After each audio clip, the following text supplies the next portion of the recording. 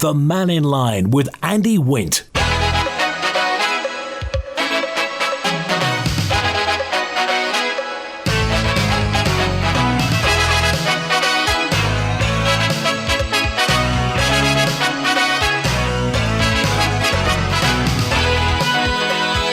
Hi, good afternoon. Welcome to Mannin Line on Manx Radio. Today, your pharmacist and you. Nick Kaye is here. Do you remember Nick was on earlier in the summer? So if there's anything you'd like some advice on, remember, no personal clinical advice, but we aim to clarify what we're talking about. So if you want to talk to Nick Kaye, by all means call 66 13 68. Text 166 177. WhatsApp 166 177 or email studio@manxradio.com. You and your pharmacist with Nick Kaye today. Pastor Mike, good afternoon, Nick. Good afternoon, Andy. Thank you very much for having me back on. Not at all. You're looking very well. You're looking very well indeed. I want to go to something straight off the bat because I know obviously many pharmacists cover this and obviously Kingsley Muti do as well. Yeah. What's happened to the price of weight jabs? Yeah, no, a great question. So you did say I was looking very well and I don't mind sharing. Some of that is because I'm also looked after by our clinical team and have lost 4 stone since the beginning of the year on the weight jabs. But we had an excitement over the last couple of weeks in that on the 14th of August at 11 o'clock, pharmacies were told that the price of Mounjaro was going to change. At 12 o'clock, it was on the media outlets, so loads of time for us all to react. No panic at all going on, Andy, as you can well imagine. What then happened was lots of stock was tried to be ordered, and Lilly, the company that owned it, basically said no extra orders. Everyone can only have what they had last month. Loads of pharmacy teams across the island have worked really hard to maintain stock. We've managed to maintain stock as have other providers. And what's basically happened, there's been a direction from America which says Europe pays too little for their for the Mounjaro injections, and therefore a price increase has come across to us. So we had a couple of issues, Andy, really. Not only is the price, which has been a challenge for us to sort of manage and monitor, but also maintaining supply for people that need the medicine. And that's been really difficult. I'm really proud with the way the teams have worked to sort of maintain that supply. But it's been hard. As a patient myself, I understand how hard that is. It's virtually doubled, isn't it? Yeah, well, I mean, everyone provides lots of different pricing, but to use us as an example, other providers are out there. We before the beginning of this week, the top strength, we were sort of selling at 199. We were told we were going to buy that for 330. So you can see the price with which that jump has come is huge. And actually, if somebody's been on treatment for a while, 3, 4, 5, 6, 7, 8 months, whatever it may be, that sudden jump in cost, which was hit us all, the industry and patients, all within an hour or two, was really difficult to react to. Okay, new readers start here. Obviously, weight loss jabs have been around for a while, but they were used for diabetic, weren't they? Diabetic conditions. Yeah, absolutely right. So quite an interesting history. I find it quite exciting, but then again, I am a pharmacist and a bit of a nerd. You would expect, and you'd hope that I would find it exciting. Originally designed for how people control blood sugar. So they were looking at things like snakes and Komodo dragons and going, why do they eat infrequently and how do they control their blood sugar? Found out the way in which they controlled their blood sugar. But then actually what happened with it was people were losing weight. The problem for the pharmaceutical industry was when they were losing weight, then their type 2 diabetes reversed and they came off the medicine. And as we found out from the previous comments, pharma's not altruistic. They like to make a few pennies. So some genius in Novo Nordisk thought, okay, how are we going to market this side effect as the primary cause? Found out they did a couple more things, make you think about food less often. Phrase you hear on social media, although I don't do a lot of social media, is food noise. So kind of reduce those types of things and slows down the way in which things move through the tummy, so they make you feel fuller quicker. And from there, then they moved into being, this revolutionary new medicine. Very few medicines cross into the national and social conscience. You probably won't hear about medications for asthma or whatever it may be, but most people would understand what the term weight loss jabs or skinny jabs would mean. Okay. Is this safe, Nick? We're not going to find out in 10 years' time that it was dangerous. Yeah, I mean, with Andy, with all data comes as data comes through, I mean, what we would say is that there are serious side effects and there are more manageable side effects. And you have to really check with your prescriber or your clinician whether or not these things are safe or appropriate for you. I say frequently in my consultations, my only job is to keep people safe within that period. The one thing that we do warn everyone around is the risk of acute pancreatitis, which is a severe condition but is quite rare, and we have to explain and people know what those symptoms are. Again, I'll use myself as a personal example. Having been prescribing these things both here and across for 5-6 years, I finally took the plunge in February, having looked at all the data, everything that was available, and you've got to believe it yourself if you're using it, right? Okay, well, the key, as you mentioned there, is to get advice. And remember, we're not telling anybody what to do. Exactly. What we're saying is go to your preferred professional. Yes. And talk this through with them. Talk it through for hours if you want. And absolutely, and without any pressure. I am, maybe I'm a bit old school and a bit of dinosaur, but that face-to-face or that personal connection with a clinician, I think, is really, really important. You can have that safe environment to ask any questions that you would need to ask. Pause if you need to, think if you need to. The advice is the most important part as we start these journeys. When you come off them, does the weight slab back on? Yeah, no, that's a really fair and great question, Andy. So everybody's journey is different, and we have to, when we've looked at this sort of stuff from a clinical point of view, there's lots of clinical inputs you start monitoring in between, and then as people come off the medicines, that is something that people are requiring more help and advice with. There's loads of different studies and data out there. Some of the internal NHS England data I've seen suggest that potentially at 12 months after stopping, 72 to 84% of people aren't back on it again after a year. And I think that sort of says to you that if you do these things in the right way, and that you use it as an aid to help you change some of your behaviours and relationships with food, then that can be really helpful. But some people will go back on it, but not as many as you think at the minute. Okay. Here's a note in from Christine who said, Andy, can pharmacists write prescriptions?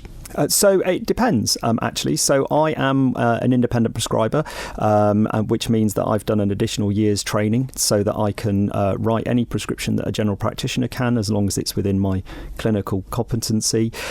Actually, from 2026, all newly graduated pharmacists will come out as independent prescribers as well. So again, through private services, I have yesterday prescribed antibiotics, acne cream, various of different conditions.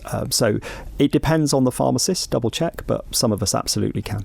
Okay, there are community pharmacists right around the Isle of Man. Obviously, Nick's one of the ones in Ballasalla, Castletown, Douglas, Kirkmichael, Laxey, Onchan, Peel, Port Erin, Port St Mary and Ramsey. We talked last time about the dynamic that's changing, really, between primary care, between GPs and the responsibility that pharmacists are now assuming. Did they want this responsibility? It's not been just pushed on them, has it? No, Andy, I think that's a really, really great question. I've now been practicing on the Isle of Man, for well over a year, and I absolutely love the island and the way it could develop. I think there's such a unique opportunity on the Isle of Man to change the way in which primary care is done. To your point, if you look across, they're creating things which are called integrated neighbourhood teams, where based around the general practice, they have to look at all the assets there for what assets they've got to deliver great care. So why would we not have, building on the fact that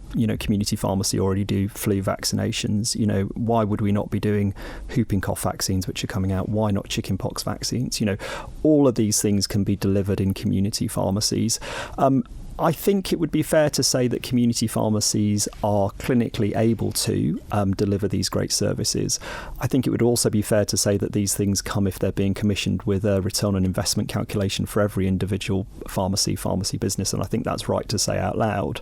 But when accessing healthcare becomes sometimes more challenging, I think the island can and will be brave in the way in which it delivers that sort of care.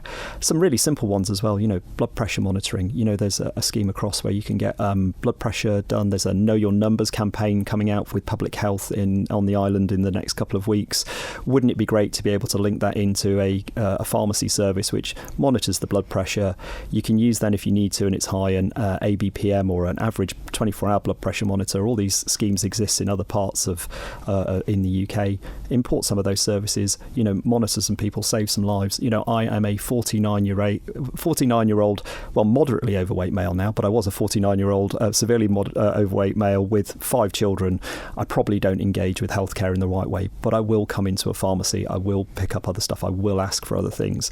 I'm the perfect demographic to catch and prevent future events. What's the situation with whooping cough vaccine here? Yeah, so whooping cough vaccine here, as I understand it, is, I think, check with your clinicians and GPs. I know that we've been administering whooping cough vaccine privately over the last couple of days. They will be available. Check with your service provider. Check if you're eligible or not. I know back across they're looking at new service rollout within February. So I would assume that the island will be looking at something similar. Okay. Let's get back to blood pressure, because blood pressure can be at the bottom of all sorts of situations. Completely. And it's one of those things that is simple when you know what to do, but many people shy away from it. Yeah, well, it's one of those things, isn't it? People generally don't like to find out that they've got health issues, but actually with blood pressure, it's something that's easily treated, easily managed. Most of the medication, nothing side effect free, but most things don't cause massive issues.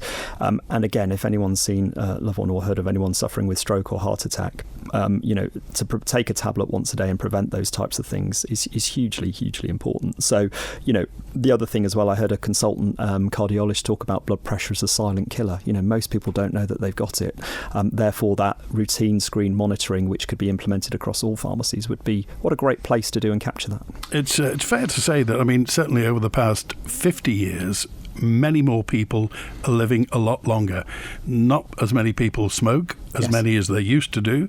Not a lot of people die of, well, certainly things like strokes and heart attacks. The care in those has come on phenomenally.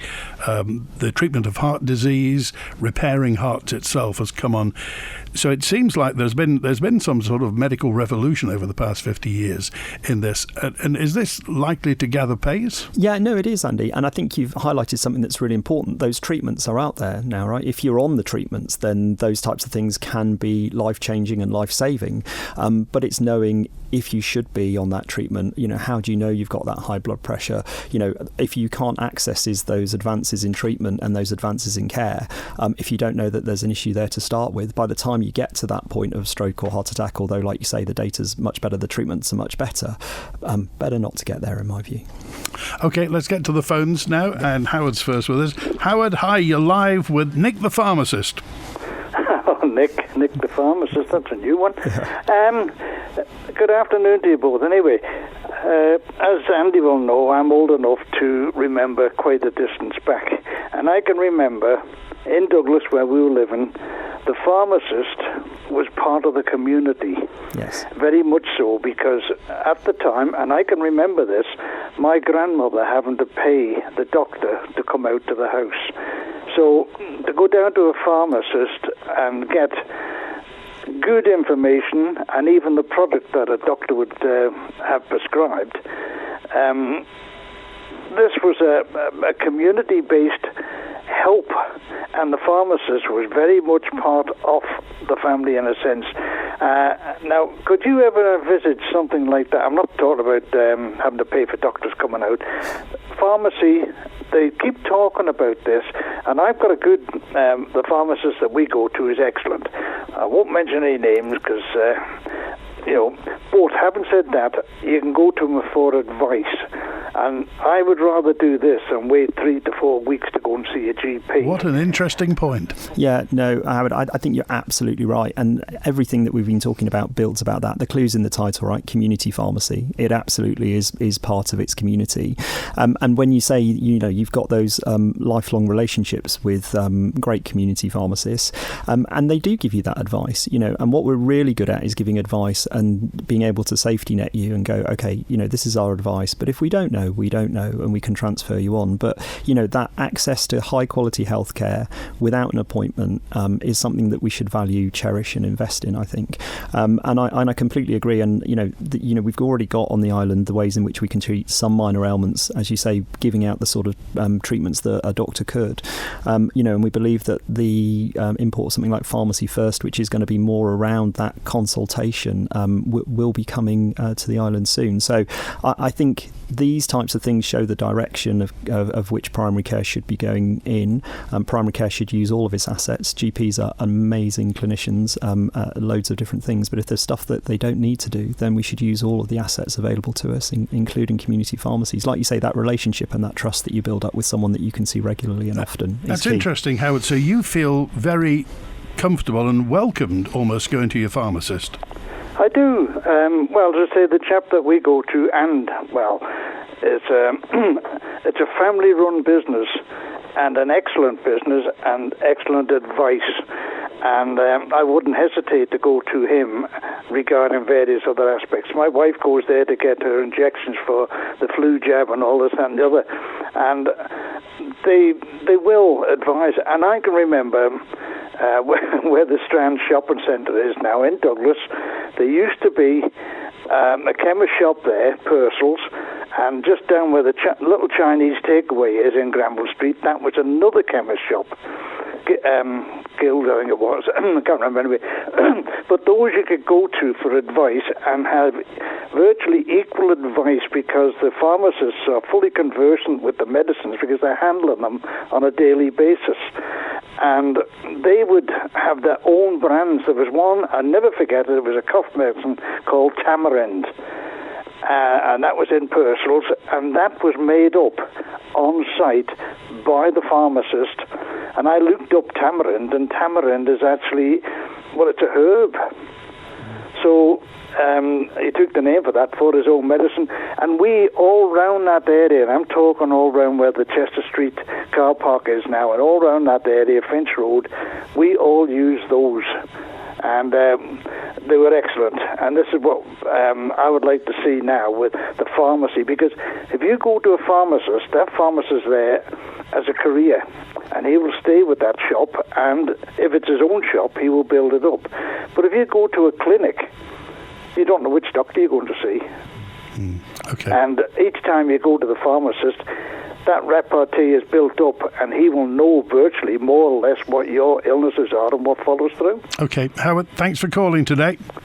Take care. Good to hear Bye from now. you. What an interesting point, Nick, and the fact that you mentioned about it's a career, it's a business, and obviously that pharmacist will take care of the customers. Absolutely right. I thought it was really fascinating listening to Howard. I'm a third generation pharmacist. I have been involved in family businesses in Cornwall before coming across here, and I would absolutely echo that longer term relationship. And what also made me laugh was or reflect rather than laugh was I used to make up a cough mixture because I qualified in 1998, so old enough to remember when we made up cough mixtures, and people used to come in and ask for 2 bottles of grandfather's mix. So I absolutely get that personalised care. And actually, if you look even at strategic plans for large organisations like Manx Care and NHS England, that continuity of care from a professional is something that, whether that be a GP or a pharmacist, they recognise is becoming more and more and more important. Okay. Is there a shortage of pharmacists? Is there a shortage of pharmacists? I think there's a national shortage of pharmacists on the Isle of Man. I think that is right and fair to say. I think they're a precious resource that are used well currently, but I think we should be able to, on the Isle of Man, create a environment with which people absolutely see this as a place they want to practice. Over the last sort of 12-14 months, what I've seen in an island is something that you could make world leading. Rather than being 2-3 years behind, you could be absolutely 5-10 years ahead.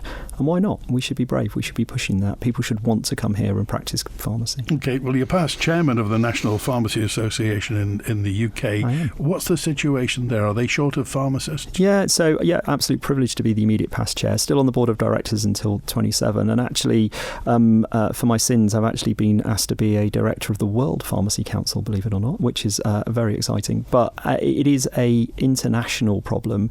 But I think community pharmacists or pharmacists in general, whichever setting they work in, whether that be hospital, GP practice, or community, are seen as a resource which can be used more and more and more.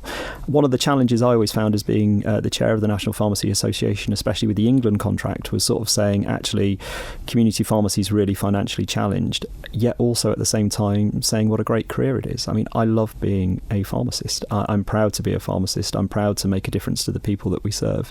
And it's getting that balance right, Andy, to say, yes, it is financially challenged. Yes, there are some issues with funding back in England especially. But it is a great career to practice. Why not? Okay, and Juan's with us now. Hi, Juan. You're live with Nick the Pharmacist.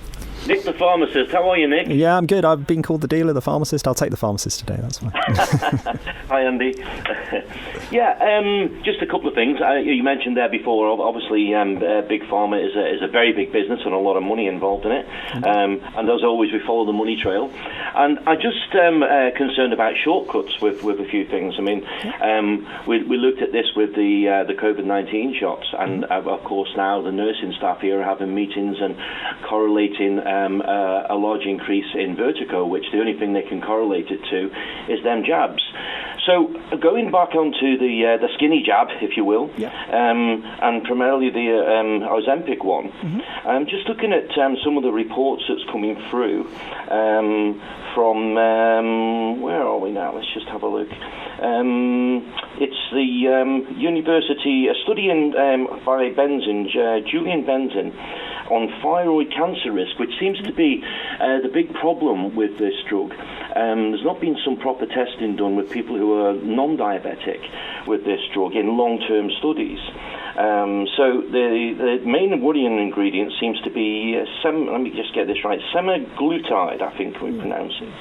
And just looking at that seems to be the main issue. It's a French study from the University of Bordeaux, 58% increase in all thyroid cancer, 78% increase. Oh, well, let's let Nick respond to that. Nick? Yeah, no, I think it's really fair. I think it's a really fair point that this is why that personal contact with a clinician is really important. So part of our pre-screening that we do, and I'm sure other providers do, is we ask if there's any history of thyroid cancer or if there's a first-person blood relative with thyroid cancer, because as you say, those studies are new, they are out there, the comparison data is still being drawn and worked up. I think also having seen some data produced by a company called IQVIA, which sort of shows the size of the UK private market, over 1.8 million people a month are taking this type of medicine.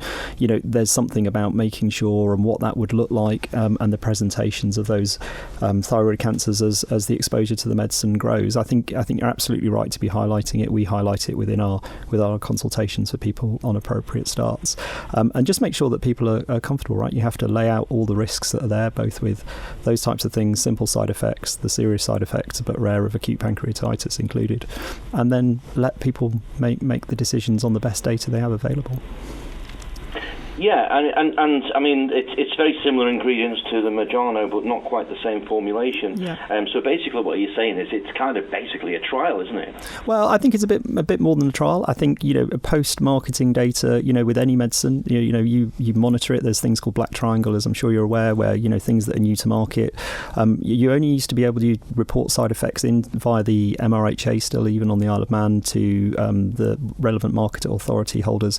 Used to be only pharmacists, actually, that could record that black triangle data, but now any other clinician can do it, members of the public can report in, so that data set is getting wider and more diverse all the time, and as with anything and you learn stuff, then there has to be how much sort of trial and stuff would you give before you release something to the market, how much post sort of release data do you actually get, and I think it's right to keep monitoring it and advising it, and we'll give the best advice as the advice comes through.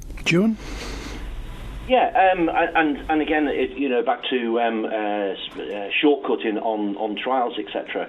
And we look back at and I've said this before about modern day vaccinations compared to original vaccinations and the introduction of mRNA many years ago, and the link down the autism trail 2 years after they were instigated. So there's a lot of stuff there which is now coming out in America on studies of this stuff which has not been brought out before. So it just concerns me that sometimes they bring stuff out and they've not done full proper trials on a lot of the stuff. So like you say, Nick, I think it's just being aware of what you're taking and make your own decisions. But Exactly.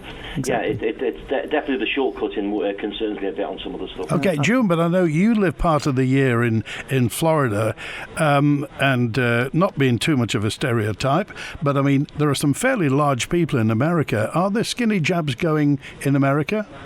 I'll tell you when I get out there, Andy. Oh. I would imagine that no America they'll have any jab than any pill that's going. All right. Okay. All right. Thanks for calling, Joe. Good to hear from you. So, Andy, can I just comment on the vaccine point? I think it's important. So, I think it's right to be aware of what you're taking. But having seen some stuff again back across of children dying with whooping cough and measles, they're horrible, right? As a dad of 5, that's not something I want my kids to go through. So, I think it's right to sort of bear those things in mind and keep them balanced. That's the important thing. Is that once upon a time, and obviously with COVID, there was a whole raft of people talking about the efficacy and sometimes the morals of vaccinations. However, up until then, people ran towards them. Exactly. People ran towards anybody who went to the Far East. Yeah. Had to have jabs, Yep. as you say, MMR for children, whooping cough and what have you. I mean, do you think COVID did jabs a bad turn? Yeah, I mean, there's a thing which we called, isn't it? People describe it as vaccine fatigue, where people just, not another jab. I mean, I was fortunate enough to co-chair a lecture at the Royal Society, which was really interesting, which was talking about some sort of vaccines that are coming. So everyone will have heard about antimicrobial resistance and the fact that antibiotics don't work. So actually, if you can create a vaccine against some of those really problematic bacterial infections, I mean, people will understand about pneumonia jabs, then actually if you don't need the antibiotics to treat it because your own immune system zapped it because you've had a vaccine, then actually antibiotic resistance becomes less of a problem. So as the caller said before, it's really important to be aware of what's going in your body. It's really important to take the right advice from clinicians that you trust, to Howard's point back at the first caller in, but actually be really balanced in that view. Some vaccines, obviously, in my professional and personal opinion, are life-saving and important. Okay, Nick, the pharmacist, is with us today from Kingsley Muti, and you mentioned antibiotics. It brought me on to Colin, who dropped a note in just to say, is it true that antibiotics are at the limit of what they can do, that the super bugs are beating antibiotics? Yeah, I mean, there are absolutely bugs that are resistant to lots of strains of antibiotics leading into, and that's where some of the people were leading into those vaccine conversations having previously in London at the end of last year. And, we all need to be aware of antibiotics. We all need to be aware of overuse of antibiotics. In the last couple of weeks, there's been the first new class of antibiotics launched for urine infections. So, I think, dare we talk about AI? I'm not sure we should talk about AI because that's a whole conversation in itself. I'm certainly no expert, but, you can see the way in which technology is being used to apply a different way of designing medicines, which I think gives me some hope for the future that new classes of antibiotics will be on the way. But treating antibiotics with respect and using them when we need them, but getting other advice on ways to manage it is really important, Andy. Okay, plenty of short questions now. Terry on 469 says, can a pharmacist issue male internal catheters, or does he need a GP prescription? So I think that's really important. So a catheter from a legal point of view is classed as a device, so you could in theory supply one, but given the nice French bloke Charrier designed them with a scale and a thing, they'll see them from numbers from 8 to in their 20s, all to do with widths and size and all that kind of stuff. I certainly would always say, if somebody knew what they wanted and they had been previously diagnosed by a specialist that was what they required, and maybe they'd run out or something like that, I would be personally comfortable to supply that. But would I diagnose and give a catheter immediately without any other advice? Probably not. Okay, this is 535. How often is the weight loss jab administered? So different weight loss jabs. So the most common ones you'll hear about, there's 3 names you'll hear about. You hear Ozempic, Wegovy and Mounjaro. Mounjaro. Ozempic and Wegovy are actually the same medicine, but Ozempic used for diabetes in the UK. So that leaves us with Wegovy and Mounjaro, and both of those are administered weekly. There was one before that called Saxenda, and that was administered daily, but that's kind of fallen by the wayside. It's not quite as effective, and why would you want to jab yourself every day when you could do it once a week? Talking about annual checkups, if you like, does a pharmacist play any part in this? Can a pharmacist do a kind of, pardon the term, but do an MOT for somebody? Yeah, so I think different pharmacies are doing things in different ways. So I know that we're not unique on the island, but we now have nursing staff that deliver blood tests, for example. So there's a way in which you can have generalised sort of checkups. Coming in, having blood tests, having weight, blood pressure checked isn't something that would challenge most pharmacies. I wouldn't think. Bloods might be a little bit unusual, but I know lots of different clinicians and different providers do that type of stuff. I think though what is important is making sure that information sort of fed back to your general practitioner. Your GP will want to know what's going on, and make sure that entire medical record is kept in one place, Andy. So pharmacists can certainly give you advice. Blood pressure, I think weight, height would be not a problem. Then just check with your individual pharmacist for some of the other things they could offer for you. Okay.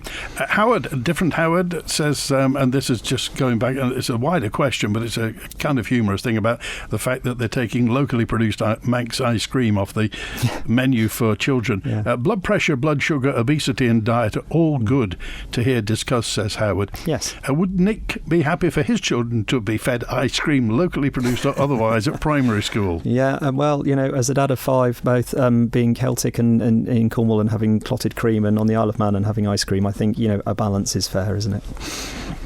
Well, you mentioned clotted cream. I mean, is clotted cream still on the menu in the southwest? Yeah, apparently so. Yeah, absolutely. Yeah. So I think everything in balance, isn't it? I think as a dad, as a personal opinion, you want your kids to be fed good food, good quality food, don't you? But I think everything in balance is fair. Not too much of anything.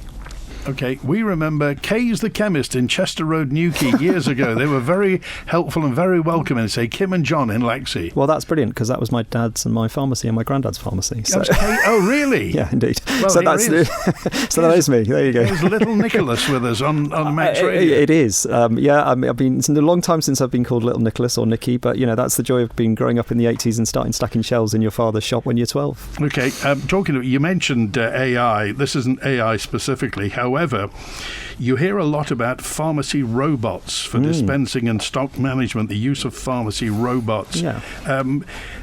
Well, I'll ask you this, because I know for a fact you've got a very expensive robot in Balthain, haven't you? Yeah, we have. So, lots of things around the pharmacy and the way in which it operates. People talk a lot about automation.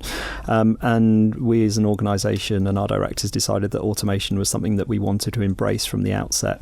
What we feel is that that then gives our teams time to do other things. So, from a pharmacist point of view, from a superintendent point of view, I would rather have my teams, giving care, dispensing medicines that are waiting, maybe getting involved with blood pressure checks, ear syringing, whatever it may be, and some of that, putting stock away, picking stock. We find automation works really well.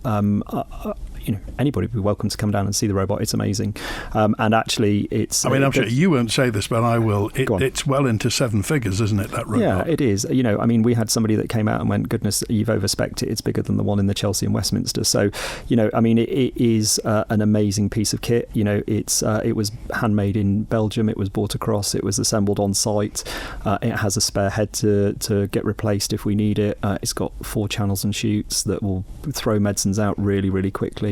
And accurately. So going to electronic prescribing, which we're hoping will be coming to the island soon, when a GP or a clinician in a GP practice actually sends an electronic prescription, that will then go through and drop straight in effect into the robot. So exactly what was asked for will be picked. Now, you still need some clinical intervention from the pharmacist on site, but from an accuracy point of view, that should really increase and make errors much, much, much less likely. So it's an amazing bit of kit. Steve on 806 said vaccines are under real threat from huge amounts of misinformation spread by media and unqualified individuals scouring the internet. What's Nick's view on countering misinformation as far as a vaccine? And he also said linking vaccines to autism is widely debunked as well.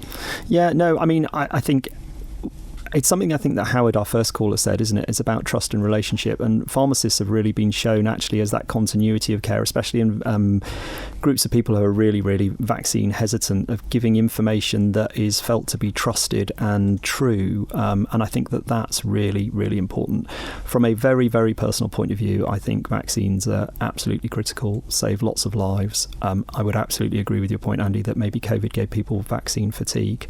But watching a child die of measles or whooping cough is horrific. No one wants to go through that. So I think the way in which we put the counter argument or the positive argument for vaccines across is that, mass administration, they do save lives, and they're making things better, in my view. Well, I mean, certainly when what was the first bit? Polio, of course, will be the first one in the 1950s, and the epidemic of polio and those machines that people used to have to breathe inside, exactly. Iron lungs and what have you. So they were vaccines were almost a miracle cure. Indeed, smallpox eradication. There are things that you forget about along that journey. And we forget about them because the vaccines have been actually so successful that they're not in the front of our radar, because we're not seeing that human consequence of them because they've been working, in my view. So it's only when we get people disengaging in those programs and those things come back that we think, oh gosh, where were we? Why did we get to this point? You mentioned Pharmacy First. What's that? Yeah, so Pharmacy First is a scheme that runs in some of the other nations, in England, Scotland, Wales, in various forms. It builds on sort of our pharmacy, think pharmacy scheme we have in the Isle of Man. And what that basically means is that you'll be able to have a consultation with a pharmacist. The pharmacist will then be able to decide whether or not you need some things, for example, back across things, antibiotics for throat infection, other things like that, basic ear infections, and then supply you those prescription treatments if they're appropriate. But importantly, then a note gets fed back to the general practitioner as well, so that note is complete. So Pharmacy First is seen as a way of helping manage that primary care workload, letting GP colleagues deal with what they need to, but not not doing the things they don't need to. And if you listen to some of the senior people in the Department of Health in the UK, what they say is the reason they didn't call it minor ailment consultations or simple problems, whatever it is, because they believe that Pharmacy First should mean over time it becomes the first place for contraception advice. It becomes the first place for minor ailments advice. It becomes the first place for things like blood pressure monitoring. So the term Pharmacy First was deliberately chosen rather than things like minor ailment scheme, because it shows the direction of travel, especially across the UK, which I think the Isle of Man could and should embrace. A note in this is from Shirley, and Shirley just says, bearing in mind what Howard was talking about, the relationship with pharmacists in the past, isn't there also the onus on the patient to look after their own health? I mean, this kind of idea that somebody's going to do it for you. Yeah. How do you tell the patient to look after themselves, Nick? Yeah, no, I mean, I think that's a really fair comment, isn't it? We've all got a responsibility for our own health as well. But I think where the pharmacist can come in, or other healthcare professionals can come in, is there's so much information and misinformation, as we've been discussing through this hour, Andy, that actually to have somebody that's trusted, that you have a trusted relationship, that continuity of relationship with a clinician, whoever that clinician is, means that you can then have the best advice to embrace you to help yourself, right? So, if you need some help in deciding what's good and how that works, or is that a thing, is that not a thing, then that constant relationship is just something that can really, really help. So completely agree and take that point on. But obviously sometimes people need some advice and guidance. Okay, well, and Shirley's final point is just one word and a question mark: internet. Yeah, great. Yeah. How do you counteract I love Dr. Google. I love Dr. Google. It's great. And it's amazing how many people in consultation say to me, I've Dr. Googled this, and therefore, and what you have to do is, we all want information. And there was a thing when it first came out, the internet, wasn't it, that, everyone was going to be obsolete and actually we're not going to be needed and da-da-da-da-da. But actually being able to have somebody trusted to go through that, to say, actually, the evidence behind this is this, the evidence behind that is that, actually it helps you make those sorts of decisions, doesn't it? And I think the internet can be a great tool for finding out some stuff that's out there, but always then take that with a pinch of salt and get that rationally thought through.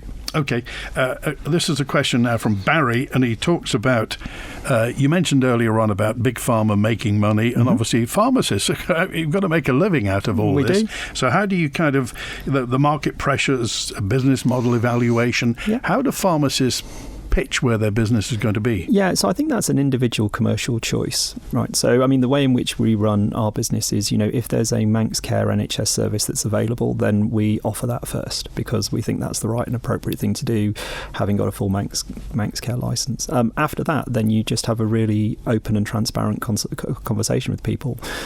If you need this as a private consultation, it will cost you X. A prescription will cost you Y. And as long as people are well informed, then they go with where they, whether or not it's the bit I find difficult is if people are then expected to pay something they're not expecting. I think if you go in with your eyes open, that's right.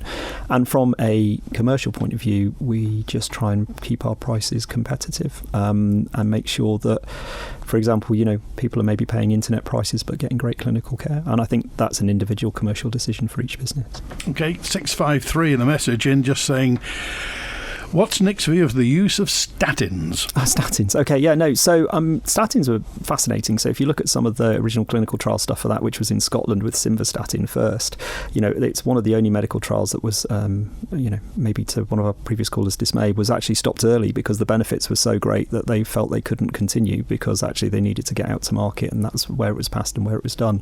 I think statins, what I see when I've prescribed them, because I've worked both in general practice setting and when I've dispensed them in a community pharmacy setting, people either tolerate them and get on them with them really well and go, I don't really feel like I'm taking anything. The data about them is really, really good. Or if they're going to struggle, they really struggle with things like nerve pain, joint pain.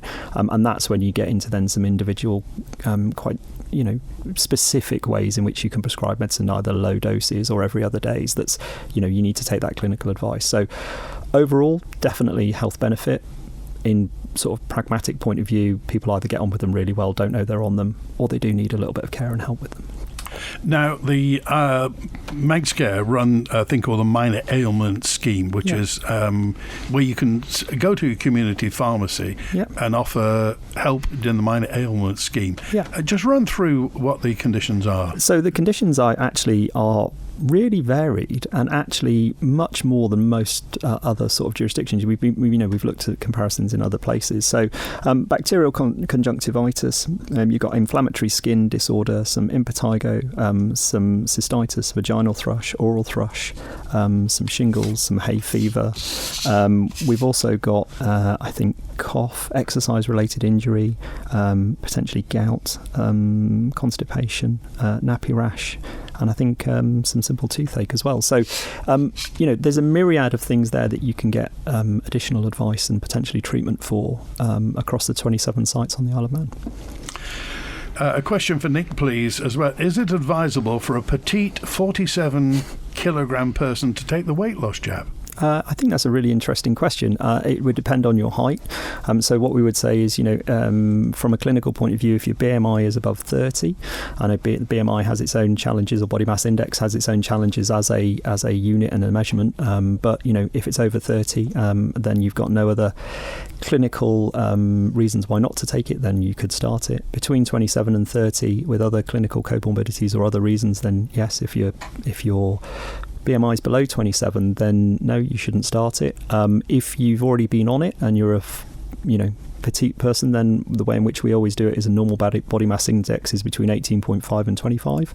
And when your BMI gets down to around sort of 22, 23, then that's the time where you need to think about, is this right and safe for you to continue on? So it'll be very, very individual based primarily on body mass. Okay, I've heard that before, that BMI is not the be all and end all. No, I mean, those of us that remember, I'm a bit older, like Pinson and Redgrave, the Olympic rowers, they were classed as morbidly obese on a BMI scale because it's height versus weight. But again, when we're talking about medicines and when we're prescribing, it's about keeping people safe, and that's the way in which the definition is done through the data sheet and the trials. So that, although it's imperfect, is the measurement we have to use. Nick Kaye is here. Nick, the pharmacist from Kingsley Muti, is on Mannin Line today. And if you've got any questions in general that you'd like to put to Nick, by all means do get in touch. We've got a load of messages to get through. If you want to call 66 13 68, by all means do. Nick Kaye, a past chairman of the National Pharmacy Association, will be with us until 1 today. Hi Liz, I see you've had your garage converted. We're desperate for more room. Yes, come through and have a look. John called Manx Property Conversions. We now have an extra bedroom, but it could be another reception room, kids' playroom or office. They also did our conservatory roof last year. We were so impressed, we got them back to convert the garage. Wow, I need that. What's their number again? Call MPC on 450 500. That's 450 500. Or find them on Facebook at Manx Property Conversions. Your next adventure is closer than you think. The Loganair sale is now on. Save 17% on flights when booking online with promo code TARTAN17. Book by midnight September 9th. Find deals at loganair.co.uk. T's and C's and exclusions apply, subject to availability. Relaxation takes time. That's why downstairs at Millichap's new stressless showroom, we encourage you to wander in, have a seat and lean back. Take time and find out which of Stressless's incredible range of different sized recliner chairs is right for you. Some have matching sofas too. Lean back on a Stressless. Relax your body and free your mind. Then you'll understand the Stressless Eureka moment. Experience the amazing new Stressless showroom downstairs at Millichap's of Ramsey. Gilg 2, Gilg J as Gilg Nera. A Gilg, the Manx Gaelic, Chinian Amera, the mother tongue of Elian Vannin, the Isle of Man. You can catch up with more of Manx Radio's Manx language programmes in the weekly podcast Abershen Rish. Say that again. Shene, that's the one. The Mannin Line with Andy Wint. Here's a message for Nick. 700 says, why can't prescription drugs be reused if the blister pack is intact? Yeah, no, it's a really great question, and it pains us with all the stuff that comes back in. It's all to do with the stability and where it's stored. So if you take the medicine out of the pharmacy, you stick it in your cabinet in the bathroom, the temperature goes up above 25 degrees, you bring it back to me, I give it back out to you, Andy, and it goes off too quick. It's basic stability and tamper, which is exceptionally frustrating, but that's the official reason why. Okay, community pharmacy, this is 53S, says community pharmacy sounds like a great idea. The downside is that apart from a couple of independent pharmacies in Douglas, you're seeing multiples. So you're seeing, people like Boots and the other chain and what have you, says Andrea.